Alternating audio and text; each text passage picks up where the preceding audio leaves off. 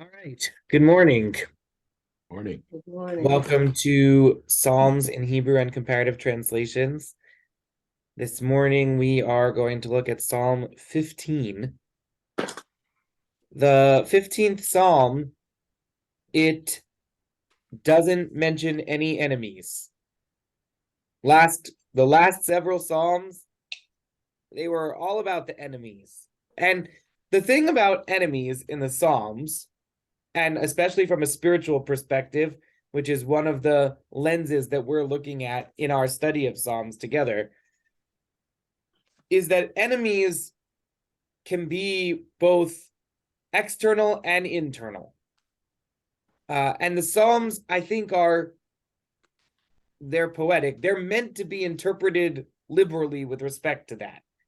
If you are experiencing an external enemy, that psalm might be read with regard to an external enemy for you.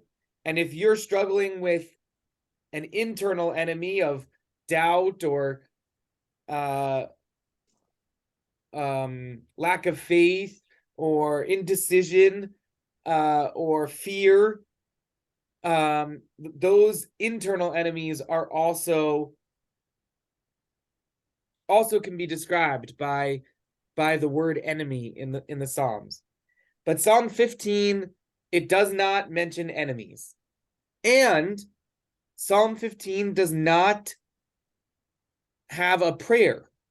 It does not have an expression of a request for God's action. It does not have, that is a very narrow understanding of what prayer is, right?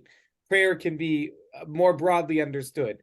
But if we narrowly define prayer as, a direct request for direct divine intercession, whether that is, just asking for strength or asking for help or asking for presence, right? There are a lot of different ways that can be construed. Psalm 15 has no direct request of God. What Psalm 15 does is it describes a good person, and it asks the question, who is worthy? Who is deserving to dwell with God? And it is, in some respects, an answer to the Psalms that we've been reading about the that set a sort of depressing tone of frustration with evil in the world, and especially with the wicked individuals, with people who act wickedly. And this psalm responds to that and says, what are we looking for? What are we looking for in a person who is acting worthy? One of the texts that we're going to look at as a commentary on this psalm is a passage from the Talmud that looks at this psalm's list of what makes a worthy person and says, where else in Tanakh do we have descriptions of what makes a worthy person? Can we distill that list down further than this psalm does? And I think that's a fascinating way to take the psalm, right? That's a fascinating and spiritually interesting approach to trying to really understand what is worthy, who is worthy to be called good. And we're going to look at that text and talk about whether we agree. Are these fair distillations? Are these fair boiling down of what the mission of humanity is according to the Jewish people, which I think is sort of in terms of bringing goodness into the world. So we'll start the way we always start, with reading the psalm in Hebrew and in some of our translations, and then we'll jump into a discussion of the content of the psalm and some of the commentaries and explanations that I've brought. So, Psalm 15. Mizmor LeDavid. Adonai mi yagur bo alecha mi yishkon bahar kodshecha. Holech tamim ufoel tzedek v'dover emet bilvavo. Lo ragala leshano lo asa l'reyehu ra'a v'cherpa lo nasal kroho. Nivze be'inav nimas v'et yirei Adonai yichabed. Nishba leharav lo yamir.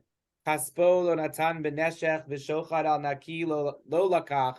Ose ele lo yimot leolam. You can tell, well, I can tell anyway, that this is a psalm that I am familiar with. It's a psalm that I read more fluently.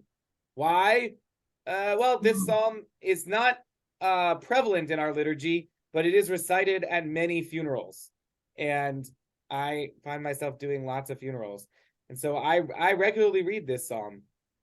And we can talk about that also as we go. Let's read some translations. Would somebody like to read the translation from the Christian Standard Bible on the right-hand page of page 2? Rabbi, you're not sharing your screen. Oh, I can do that. Yep, that is very possible to do. Thank you. Yep.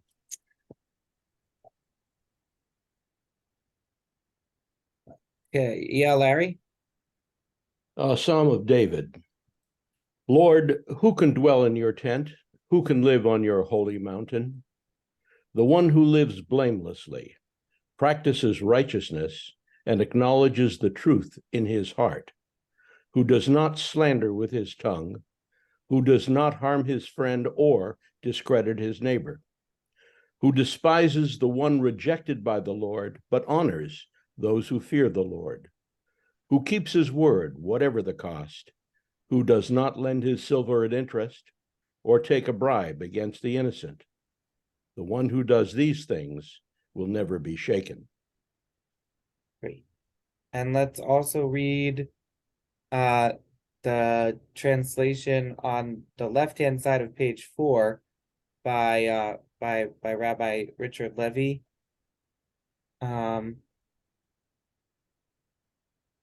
Yeah, Natalie, go ahead. A Psalm of David. Excuse me. Adonai, who may spend time in your tent? Who may dwell on the heights of your holiness? Those who walk unblemished, who work justice, who speak truth in their heart, who have not gone about with wagging tongue, who have not acted fiendishly with a friend, who have carried no reproach against a neighbor. In their eyes, a despicable person is despised. They honor those who revere Adonai. If they take an oath which worsens their fortunes, they alter it not.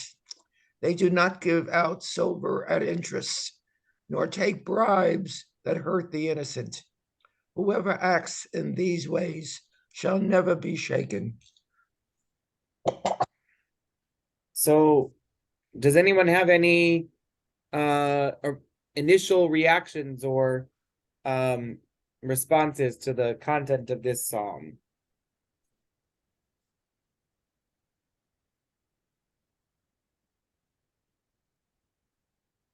It seems like you have to be perfect. All right. Linda says, this psalm is looking for a perfect person.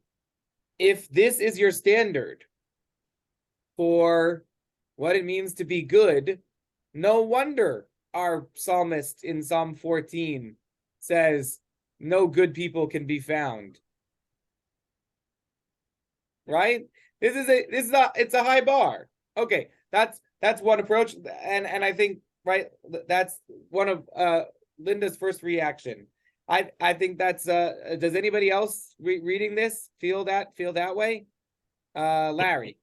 Yeah, this seems to go beyond the commandments, the basic commandments, and starts to move into not the behavior, but the heart, the conversion of heart. This is an attitude as opposed to a behavior. All right, Larry says, what I notice about this is this isn't just about actions.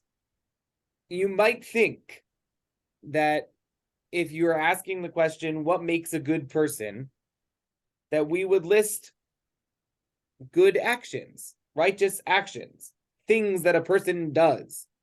But it's not enough. It's not enough to do good. You also have to be good.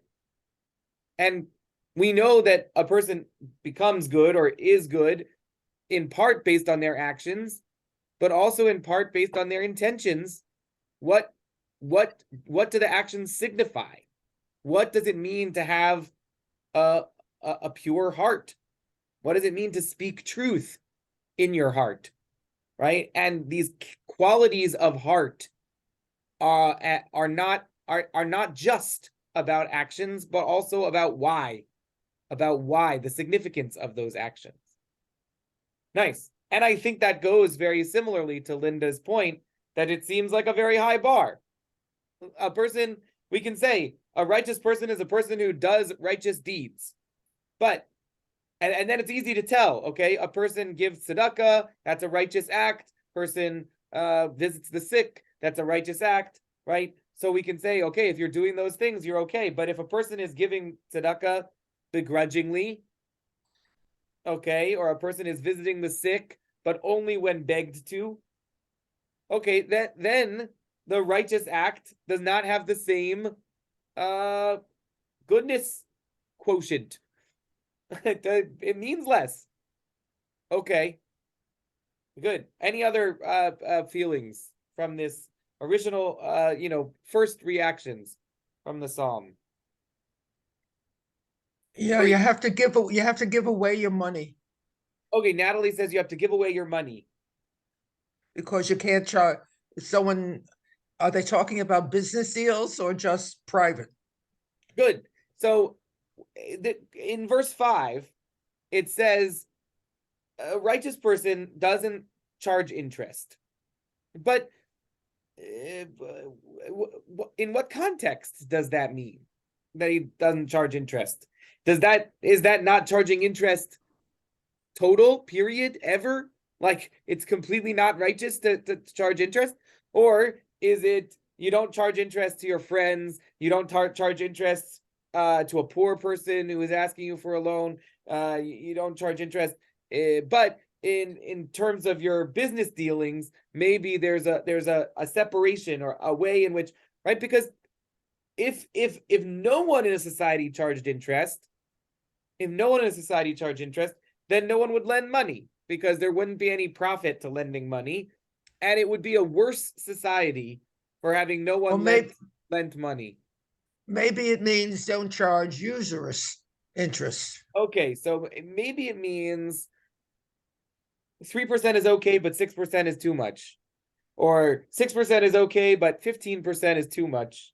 Maybe there's a line, a percentage at which interest stops being the cost of doing business and starts being penalizing, or this is the wealthy taking advantage of the not wealthy, or the people with the haves having, taking advantage of the have-nots. And maybe there's a point at which you can still be righteous and charge some amount of interest. All right, I think it's a great question, and it's really interesting that this issue of charging interest for a loan is on this list of what makes a righteous person. Yeah, good. Murray, if you want to, you were starting to share something, but you're muted, so you have to unmute. It seems that this psalm is really a reiteration of all the laws that have been given over the last few weeks and last few months before we came into the last chapter of the Tanakh. It said all these things to do. What does God require of you? Walk humbly with God. Don't mistreat your neighbor. Don't charge interest. Speak truth and so on. Don't take any bribes against the innocent. All these laws have been already stated in just before we came to Bamidbar. So I think this seems to me just a more reiteration. So all along, the Torah has been saying, these are the things these are the conduct and the things that one must do and obey in order to be with me, in order to be faithful and to be the people worthy of the Torah that I'm giving you. All right, great. So Murray says, Murray, like the Talmud, says this is a distillation. This is a boiling down, a summary of laws that we already have, right? And let's look at the Talmud's take on this, because I think it's a really interesting way of understanding this psalm. So we'll go. That's the last text on page 8, and I adapted it a little. I gave a shortened version of parts and a lot. Anyway, I adapted it a little, but here it is. Rabbi Simlai taught, and this is from Masechet Makot, which deals with the laws of punishments, of civil punishments. Okay, so Rabbi Simlai taught there were 613 mitzvot stated to Moshe in the Torah. Okay, and he describes how many of them are positive commandments and how many of them are negative commandments, and he does some exposition on what do we know about these 613. By the way, this is the source when we say how many mitzvot are there, and we tell our kids there are 613 mitzvot in the Torah. This is the source for that tradition. Now, it isn't the only source. That is, Rabbi Simlai is picking up on a Jewish tradition that there are 613, and that tradition has been used in lots of cases. So the Rambam, for example, Maimonides in the 12th century, wrote a book called Sefer HaMitzvot, the book of the mitzvot, and he tries to write out exactly what the 613 are. The Sefer HaChinuch,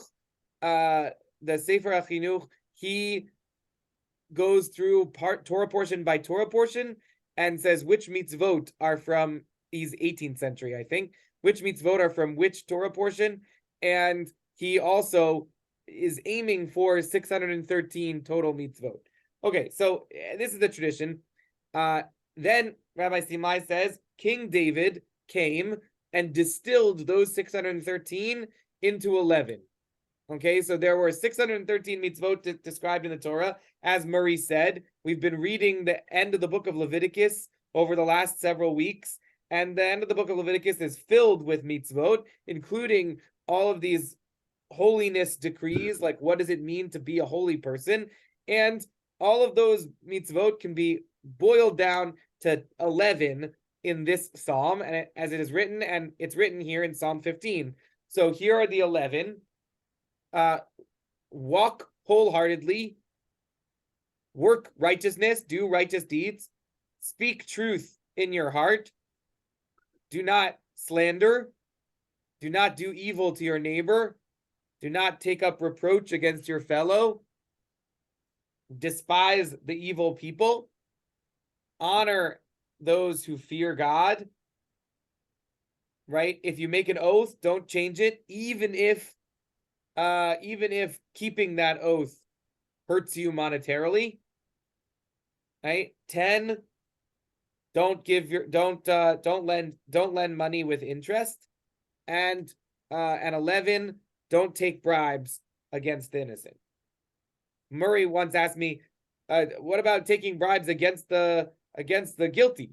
Are you allowed to take money if you were already going to if you're a judge and you're already going to rule against somebody who's clearly guilty, are you allowed to take somebody's money to rule against the guilty person? Well, I don't think so. I think it's don't take bribes, period. But it is interesting that it says don't take bribes against the innocent. All right, so those are the 11. Yeah, Larry. Why don't we apply the same reasoning to interest, lending your money at interest? Why are we imputing that means to a friend or a neighbor? I think it might mean to everybody. Don't Yeah, lend money at interest, period. Yeah, why don't we consider that as a given? And if you were to operate an economy without it, what would you do? You do shares, you do co-ops. There's all kinds of other things. Maybe that's saying something about money as a medium of exchange. If you are in that bit, I worked with Citibank for many years, so I can say this: if you work with money for many years and you're doing it as a business, maybe it interferes with your ability to be holy. I just put that out as a how Yeah. come we don't take that position? Oh no, think I definitely think that it's possible that that position could be taken.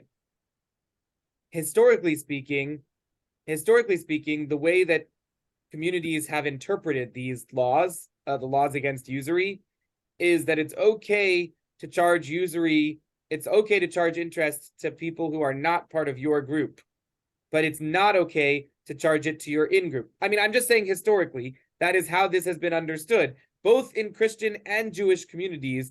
That is to say, in for much of European history, the reason why Jewish people were money lenders is because it was criminal, it was against the law for Christians to charge interest to other Christians. And of course, it was against the law for Jews to charge interest to other Jews, against Jewish law. The civil authorities never enforced that on the Jewish community, but the church authorities did enforce it on Christians doing it to other Christians. And so, if you were the duke of a region, and you wanted to borrow money, you borrowed money from the Jews because they were the only people who were able to profit from this transaction of lending money. And if you got too far in a hole, if you were the Christian duke of an area, you got too far in a hole to the Jews, you just had the bishop give a speech about how terrible and evil the Jews are for charging interest, and the mob came and killed all the Jews, and you just took back your money. I mean, that happened in over and over for in many parts of Christian Europe. But there were also there were also decades where the Jews just charged interest, and that was fine, right? Like, if the Duke didn't get in a hole, then it was in the Duke's interest to protect the Jews, who were able to be doing this charging interest thing. Yes, Alba. Alba, am I on? Yeah. I got the Steinsaltz thing here and I looked you up. I'm wondering if this really has to do with business. For example, what if your sister-in-law comes to you and says, I really need a loan I'll pay you back and all that, but I need a loan right now to do something, whatever it may be. And so, I wonder if this isn't also directing itself at your own desire to not give money to somebody. Maybe you don't want to give the money to somebody or use of your car or whatever because you're just a jerk. But maybe you should stop being a jerk and think, well, the person really doesn't need this. You're not going to ask for interest on it because the situation of your neighbor, your friend, or whatever, and you're just kind of like helping out. And I'm wondering if this isn't talking about perhaps your own inward introspection about how cheap are you?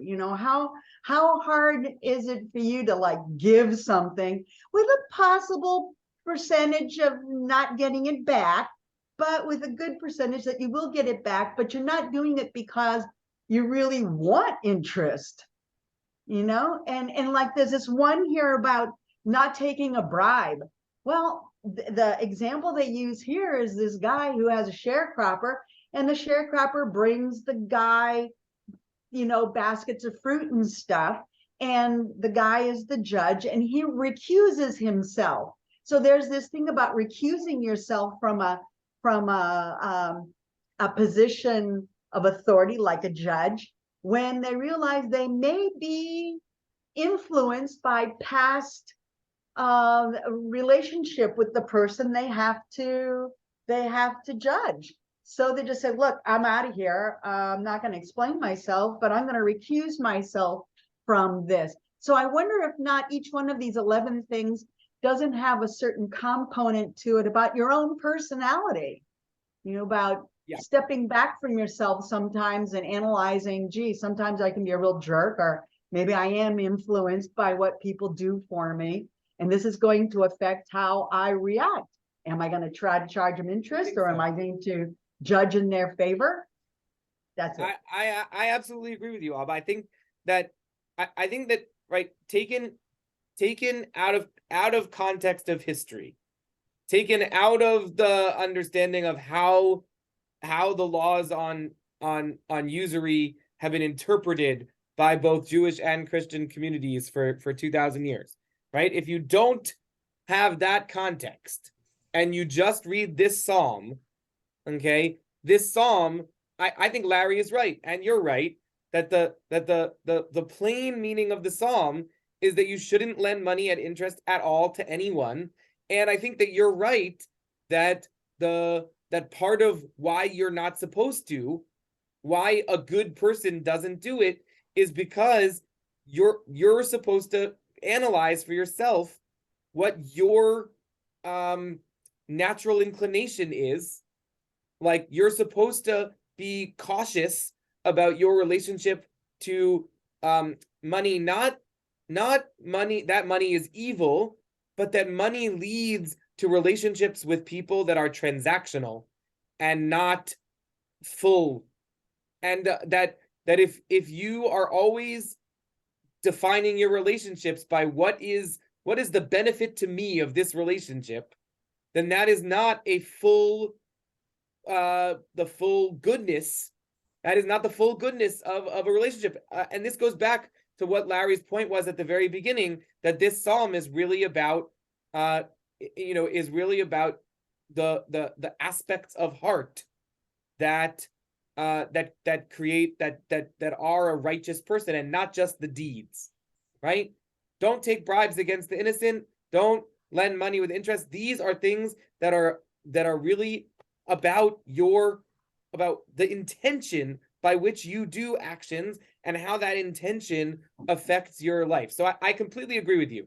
I was just responding to Natalie's point and Larry's point, and just to say, the laws on usury do come with a 2,000-year-old historical context, and they were interpreted in a particular way. And I think one of the reasons they were interpreted that way is because it is very hard to convince people to lend money against their own internal inclination not to. People are more likely to say, no, I'm not going to lend you money. And the way that you get somebody to agree to lend money, whether it's a person or a bank or an institution or the government itself, right? The way that you understand how to lend money is that there is a profit to doing it, and that is how our society functions. And while Larry, I could imagine some utopian society where there's other ways to do it, and maybe the psalm is doing that, right?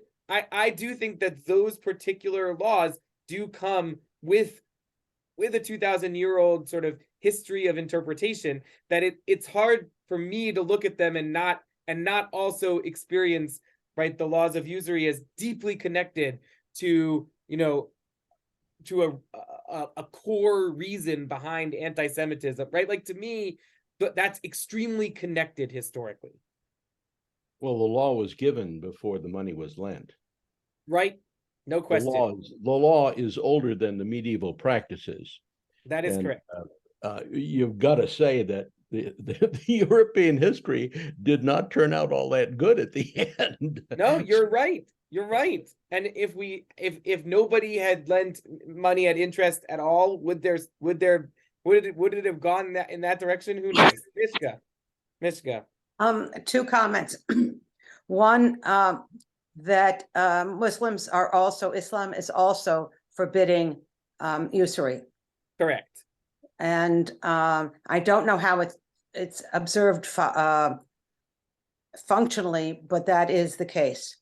I know less about the history of interactions between Muslims and Jews in Muslim lands.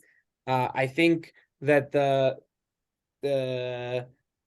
Islam also had a different understanding of property law than Christianity did, and that also affected it. You have to get an expert, but what I do know is that the in Muslim lands, the like there was not the prevalence of the kind of pogroms that were due to the description of the Jews as being sort of wicked, usury taking money lenders. And it is also the case that in Islamic lands, in Muslim law and in Jewish law, right, you're allowed to charge usury, you're allowed to charge interest to out groups, which again, that like I can totally hear an argument saying, and that's bad either way. If there was no interest, all of those problems would go away. Yeah. Okay. And what was your second thing, Mishka? Well, first I'll ask my Muslim friends to comment on that. The second one is just we're avoiding a big social discussion that's happening right now in our society. We haven't talked exactly about what kind of bribes one could offer, but there's a lot going on right now with the Supreme Court. And yeah, I mean, I don't think we were avoiding it so much as, well, it hasn't come up. And I'm looking at this thinking, you know, for folk who feel that they have a very strong feeling about what's in the Bible, we're talking about folk like Clarence Thomas. yeah, I mean, I prefer not to impugn the like particular. Well, that's why I'm saying I don't really. We've kind of. I thought Alba's point was very clearly a critique on judges who do not recuse themselves. Right.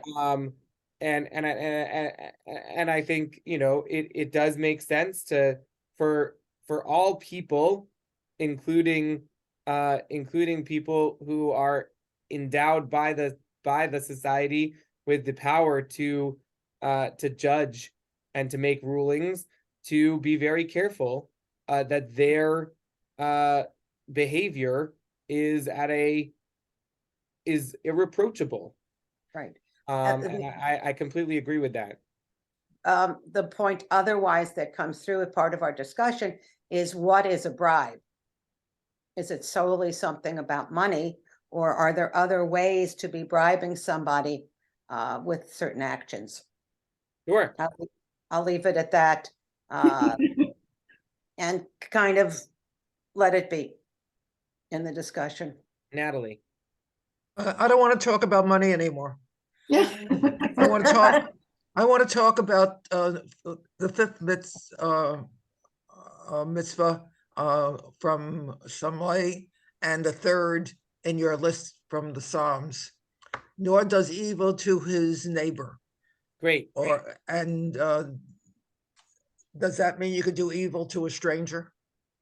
I think that's a great question. If you're wagging your tail, your tongue about a gossip, is that only to people that you know? Can you tell stories about celebrities that you know, or what's the difference? Yeah, so Natalie says, you know, setting aside the last two of 10 and 11 from this list that we've been spending a lot of time on, there's a broader theme here, which is, are these things about in groups or out groups? Are you only are you a righteous person if you're only good to other Jewish people? Or do you have to be good to everyone? Is there a different standard of righteousness for people who are in your family or in your community or in your town and people who are in the broader society. When it says, nor does evil to his neighbor, does it mean literally neighbor? And does neighbor mean Jewish, like neighbor of the same group? Or does it mean proximity to your house, but it could be anyone who lives there? Okay. Does neighbor, right, when it says, nor take up reproach against your relative, or, right, does that really mean relative? Does it mean anyone? When it says, has no slander upon your tongue, does that mean no slander about anyone? Can you not talk anything about anyone? Or are there some people who are public persona who have lent themselves to gossip columns, to the public talking about them in a way that private people have not done? And I think your question is a really, really strong and good one. And I think part of the challenge with distilling 613 commands into 11 principles is that you lose some of the shades of gray, some of the specificity, some of the clarity that you would get in specific individual laws or in interpretations of those laws. But I just want to keep reading this list of distilled things, because I think when we get to the end of it, it really, I think there's like a question that might go to Natalie's point here. So Isaiah came and distilled the 613 still further to 6, right? So David has this Psalm 15, that's the topic of our class today, and there are 11 mitzvot, 11 categories of things that people should do. But Isaiah in 33:15, chapter 33, verse 15 of Isaiah, he gets it down to 6. He says, who is a righteous person? A person who walks righteously, who speaks uprightly, who despises the gain of oppressions, who does not take bribes, who does not behave, stops up his ears from hearing blood, and shuts his eyes from looking upon evil. Okay. Then Micah comes and he says, okay, I can do it in 3. Right now, remember, like, they're not really in conversation with each other in the way that this passage in the Talmud makes them in conversations. It's not like first David came and then Isaiah came and then Micah came, right? But I do think right, the Talmud is imagining these verses in conversation with each other. Okay, so Micah says, Higid l'cha adam ma tov, right? It has been told to you, man, what is good and what does the Lord require of you? Okay, what are and it's only 3 things. What are they? Act justly, love mercy, and walk humbly with God. And it's interesting because when Murray first mentioned, when we were still talking about our impressions of the Psalm, and he said, oh yeah, this Psalm is just repeating stuff from the 613 mitzvot, he actually mentioned walk humbly. But, walk humbly isn't one of the 613. It is from Micah. And Micah is I think distilling a whole lot of ideas of what it means to do righteousness into this idea of walk humbly. Right? We might say that walking humbly includes not taking up a reproach, not doing slander, speaking truth in your heart, right? To do justly might have to do with the interest and the bribe, right? Like we could now think about, okay, what if you had to take each mitzvah and stick it into one of these 3 categories, where would it land? Is that a do justly command? Is that a love mercy command? Or is that a walk humbly command? It's an interesting thought, right? Is Shabbat a do justly command? Is it a love mercy command? Is it a walk humbly command, right? I think there's a good argument to be made for it's each of those, right? There are aspects of Shabbat observance that have to do with justice, that have to do with mercy, and that have to do with humility, right? That is to say, it's not a clear-cut differentiation, but I think it's an interesting thought. Okay, and then Isaiah. So now we're talking about Deutero Isaiah or second Isaiah, right? The first quote from Isaiah was in early Isaiah, which was written by one prophet, and the biblical scholars believe that the book of Isaiah is actually 2 or maybe 3 different prophets. No, now we're talking about a later prophet. The later prophet distilled the 613 mitzvot into 2, right? And what are they? Justice and righteousness. That's it. That's the whole deal. Justice and righteousness. And then the Talmud gives 2 options, right? The rabbis disagree about how to distill all of the Torah into one sentence. And they give 2 options. One from Amos, Dirshuni v'chayu, right? Seek me, seek God and live. And Vitzadik be'emunato yichyeh, the righteous person shall live by faith.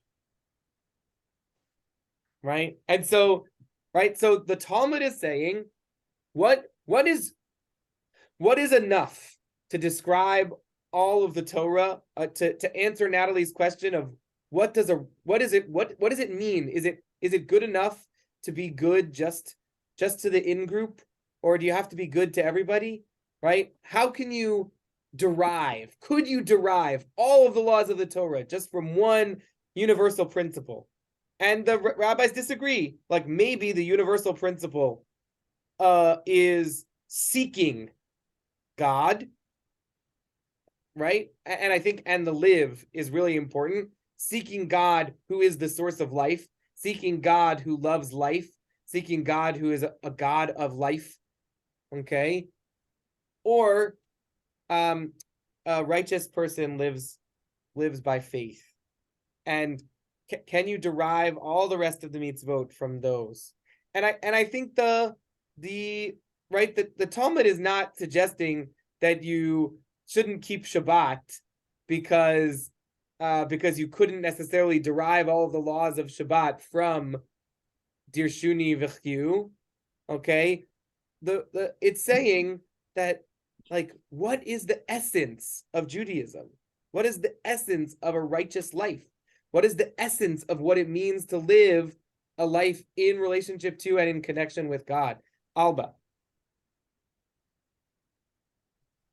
There's this idea that there's a limit to everything. It doesn't say specifically that you can't loan money and get interest from it. It says you can't be a usurer. You can't use usury, which is excessive. It's sort of like a war. A war is, the theater of the absurd.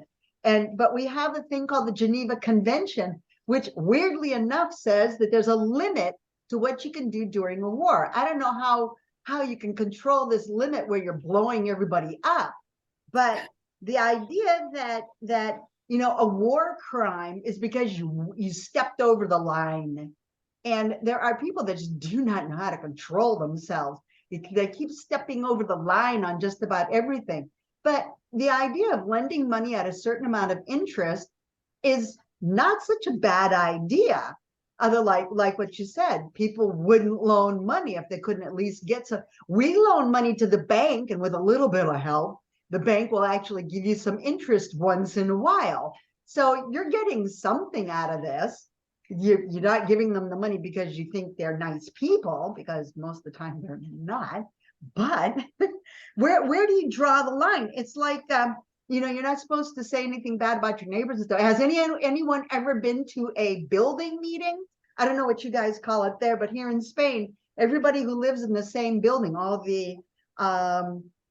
the owners of the different apartments, we meet once every 2-3 months, and it's a complete turkey shoot. It's just awful, but you got to live through it. And so there are limits. And even though everyone's yelling at each other, everyone stops at a certain point, and it's only the real idiot in this group. When they cross the line, everybody gangs up on them. They just, you're crossing the line here.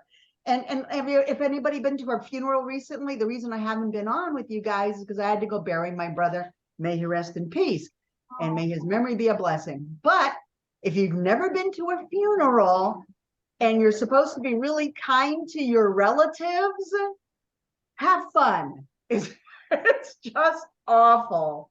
So there's these lines, where you get to a point, and a person who considers all of it, you're never going to get 100%.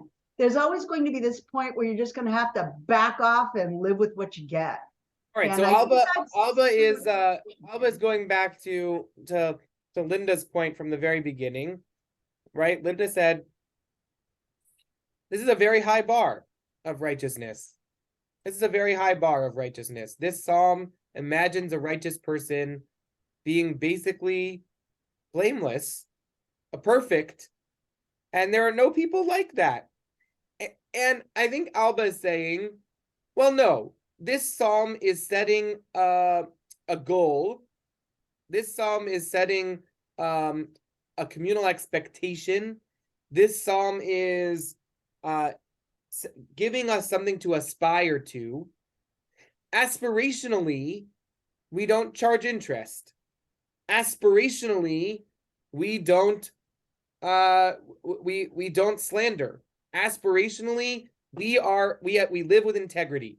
We speak the truth in our hearts, and that's the same truth that we speak out in our mouths, right? That is a description of integrity. Okay, that your inside is the same as your inside facing life is the same as your outside facing life, right? Aspirationally, that's how we should live. And when you meet somebody who does that, then you can say, wow, this is a person who is living in God's house. This is a person who is really, right, speaking. This person really shows what it means to live a holy life, right? Now, Alba mentioned funerals, and I just say, right, Psalm 15 is often read at Jewish funerals, okay? Often. And Rabbi Richard Levy, he writes, this psalm is often read at funerals, both as an implied praise of the deceased, both as an implied praise of the deceased, like you're saying this person who died was a righteous person, right? But also as a cautionary reminder to the living. If the whole world is seen as God's tent, we can only spend time there, right? Because we're spending time in this world, in God's tent, only briefly before we die. And because of our short sojourn on earth, we need to prepare our soul to return to its place with God by making it accustomed to righteous actions. Most of these actions relate not to deeds involving God, but rather other human beings, refraining from gossip, unseemly relationships, vengeful reproaches, reneging on oaths, charging usury, offering bribes. Refraining from such actions may remove some of the obstacles to God's presence from our lives and elevate us to the heights of holiness. So he's saying, why do we read this at funerals? We read it both because the person who has died had some of those characteristics, but also because at a funeral, we remind ourselves about the values that we should live our life with. We commit. When we say somebody's memory is a blessing, what we mean by that is that their death, their memory, the way they lived in life should inspire us to take into our lives the best of who they were. And when we read Psalm 15, we remind ourselves about what the best is. What is our aspiration? What is our aspiration for what it means to live a life of holiness? Larry. This, I think, is a major point. We've been talking about goodness and that these are rules to follow in order to be good. But I think, and the point you're just making now is it's as if you read this, these are warnings. They are cautions to you that if you want to be happy and fulfilled, if you want to lead a life of joy, avoid these things, because they will get in the way. They will tear you down. So I see it as not trying to distill laws, but just pointing out, here's cautions about how to live as a human. Right. So the reason why I brought the thing from the Talmud is because I think it's really interesting to imagine this project of taking all the laws and distilling them down to one, or to two, or to three, or to six, or to 11. But Larry, you're absolutely right. The Psalm is not trying to do that. The Psalm is not trying to be a complete distillation of Jewish tradition, right? The Psalm is saying, what is our aspiration for relationship with God as it reflects on our relationships with other human beings, and how can we remind ourselves regularly of what those aspirations are, so that we can try to live a life that fits. Which, by the way, is also, I think, what the prophet Micah was doing when the prophet Micah said, "Higid lecha adam ma tov," right? God, we already told you what was good. We already told you what was good. Walk humbly with God. That's the point. Do justice. Have right, like, be a good person. That's the point, right? It's not to say don't do all of the other mitzvot. It is to say, if you're doing all of the other mitzvot and you're not walking humbly, if you're doing all the other mitzvot and you're not living a life of righteousness, then you've missed the point. Yeah. Linda, and then Natalie. I was just thinking about Hillel. Good. So Linda says this is not the only time that the Talmud says, how can you distill the Torah into one sentence? We have a very famous passage where a convert, a potential convert to Judaism, comes to the great sages Hillel and Shammai. Okay, and he comes to Shammai first, and he says, "Tell me the whole Torah while I'm standing on one foot." Right, in the time that it takes me to stand on one foot, tell me the whole Torah.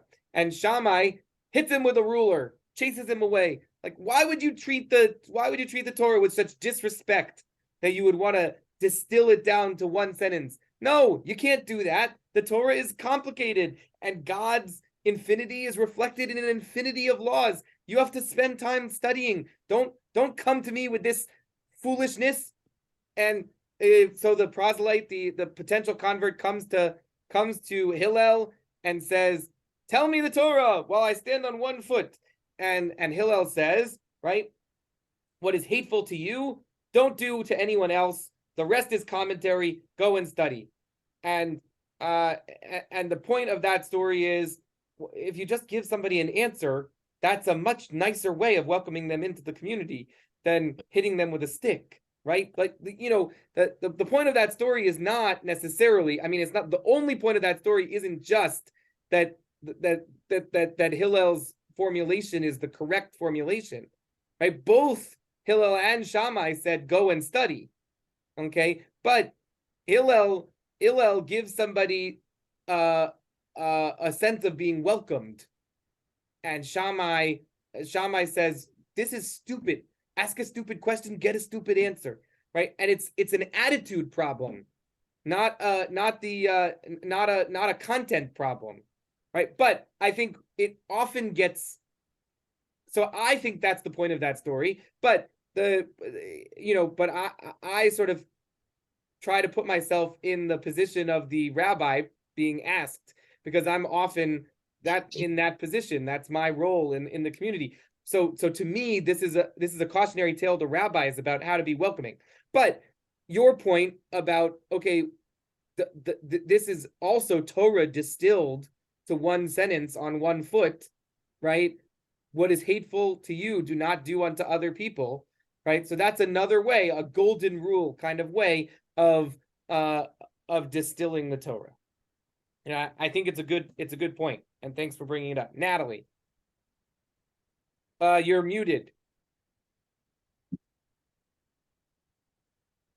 I was going to bring up the same point, Ah, Way to go, Natalie. the 1 foot point.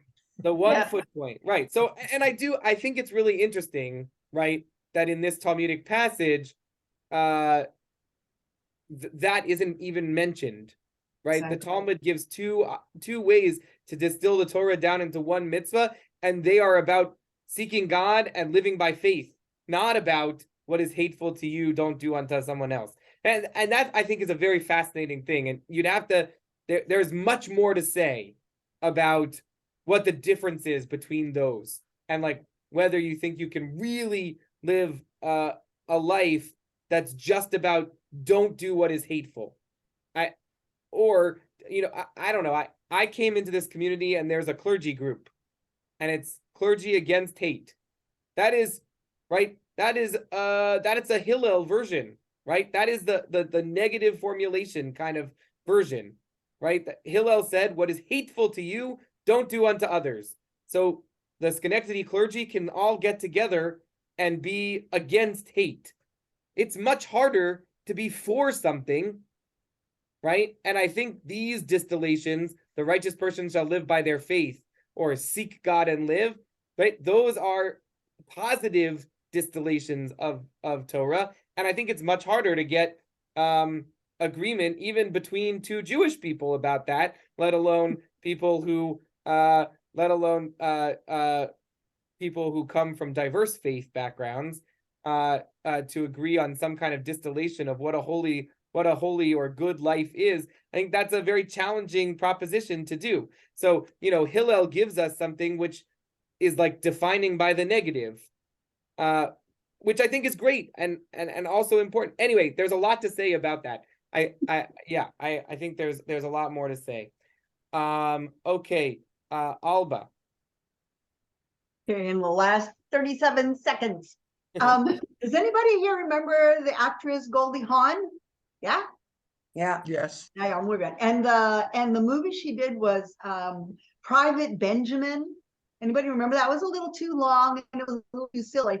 I love that movie because basically she's this. In the first half of the movie, she's doing everything. She brings cupcakes to the club and does all kinds of stuff, but she does it for the wrong reason. And when she goes into the military, by the end of the movie, you realize she's doing everything for the right motive, for the right idea. And all of this just boom comes out in that movie. It's really good if you want to have, Now you have get a some movie popcorn and pass a recommendation. few minutes. I'd like to close by looking at this discussion from the Radak about integrity. Okay. To me, in some sense, this is the most important line in this whole psalm. And one of the reasons why I think it's the most important line is because it's the one that by itself comes into our morning prayer service. And we didn't get to spend a lot of time on this, but verse 2 is mentioned, it's referenced in our daily morning preparatory prayers. And it says, okay, a person should every day be in awe of God and also speak truth in one's heart. This idea of integrity. So what does the Radak say? To speak the truth in your heart. This combines speech, thought, and action. First, it means that he will not speak a lie. Right? That's the action. Don't lie. And the truth that he speaks with his mouth is also in his heart. For he does not say one thing with his mouth and another in his heart. And it is implied that he carries into effect what he has proposed, what he has purposed to do in his heart, i.e., to do good. There is likewise implied in it the greatness of God's existence and God's unity, which is truth. Right? What does it mean to be dover emet? It means the truth. The truth that we're talking about is the truth of God's oneness. Okay, and that thinking about that truth of God's oneness leads to right action. And so there's something very powerful, I think, about this concept of being dover emet, of speaking the truth in your heart, because you have to do it. You have to have integrity in your speech, in your thoughts, and in your actions. And I think that's a very powerful.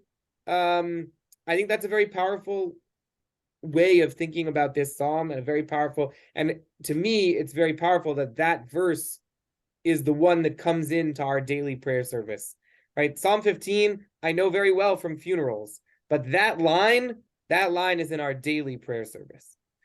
So with that, we'll close.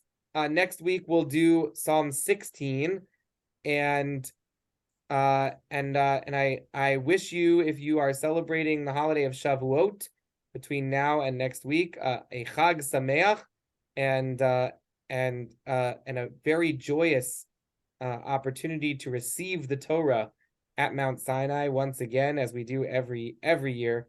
So Chag Sameach for the holiday of Shavuot, and I'll see you next Tuesday. Chag Sameach. Wow.